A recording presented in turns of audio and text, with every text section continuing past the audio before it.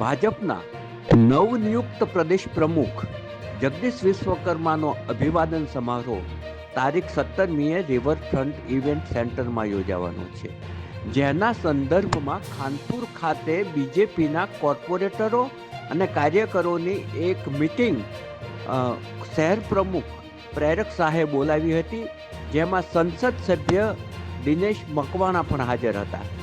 આ બેઠકમાં 20માંથી માત્ર 10 જ કોર્પોરેટર હાજર હતા. આ જોઈ અને દિનેશ મકવાણાએ સ્પષ્ટ શબ્દોમાં કહ્યું હતું કે જ્યારે પ્રદેશ પ્રમુખનો અભિવાદન સમારોહ હોય અને આટલી ગંભીર બાબતમાં કોર્પોરેટરો કેમ ગંભીર નથી અને કેમ હાજર રહેતા નથી.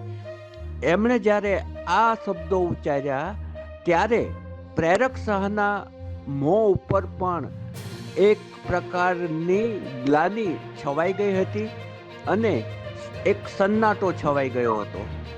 આમ જોવા જાવ તો જ્યારે કાર્યકરને કોર્પોરેટર બનવા માટે ટિકિટ મેળવવાની લાઈનમાં ઊભા હોય ત્યારે એકદમ નમ્ર બની જાય છે અને કોર્પોરેટર બની ગયા પછી તેમને કોઈ કાર્યક્રમમાં રસ હોતો નથી, માત્ર નેતા બનીને જ તેમના વોર્ડમાં ફરવું હોય છે. તેની આ નિશાની છે. નસીબી કહેવાય કે 20 કોર્પોરેટરમાંથી 10 કોર્પોરેટરો હાજર છે.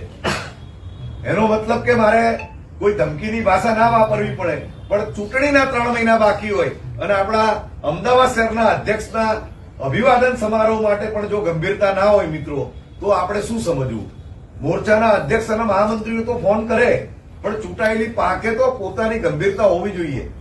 10 હાજર ને 10 ગેરહાજર, એમને દરેક કાર્યક્રમોમાં કોણ હાજર છે કોણ ગેરહાજર છે બધી માહિતી છે.